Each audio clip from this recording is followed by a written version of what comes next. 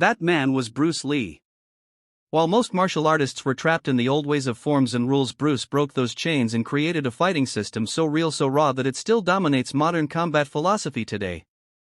In this video we'll dive deep into how Bruce Lee transformed traditional kung fu into a real-world fighting system, something that changed martial arts forever.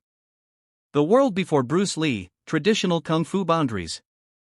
Before Bruce Lee burst onto the scene, kung fu was revered as an ancient and honorable art form. Rooted in centuries of Chinese philosophy, it emphasized discipline, balance, and spiritual harmony. But by the mid-20th century, much of traditional kung fu had become rigid.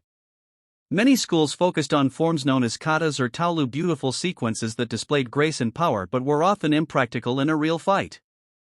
Students spent years perfecting stances, punches, and kicks in patterns designed more for demonstration than survival. The truth was harsh: traditional kung fu had lost its edge in real combat. When faced with unpredictable high-pressure situations, many techniques simply didn't work as intended.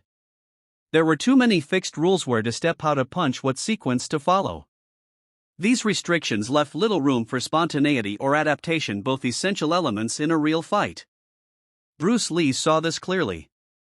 He saw the beauty in kung fu philosophy but also its flaws in practice. He respected its roots yet refused to be confined by its limitations. The birth of a rebel, Bruce's journey from Wing Chun. Bruce Lee began his training under the legendary Ip Man in Wing Chun, a close-range fighting style known for its directness and simplicity. Wing Chun taught him the importance of efficiency, no wasted motion, no unnecessary flair.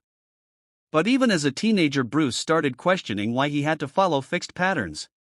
Why repeat the same moves over and over when no two fights were ever the same?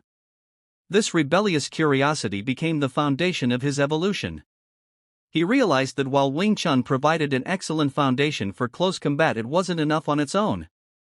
The real world of fighting demanded adaptability. A street brawl didn't follow dojo rules.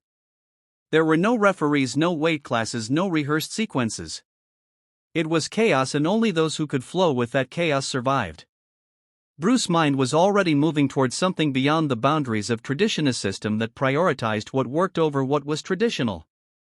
The philosophy of Jeet Kune Do, the way of the intercepting fist. By the early 1960s, Bruce Lee had developed his own revolutionary concept, Jeet Kune Do, meaning the way of the intercepting fist.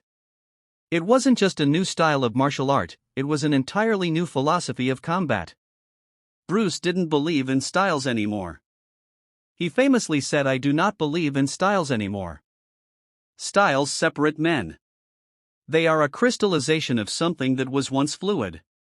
Jeet Kune Do was B.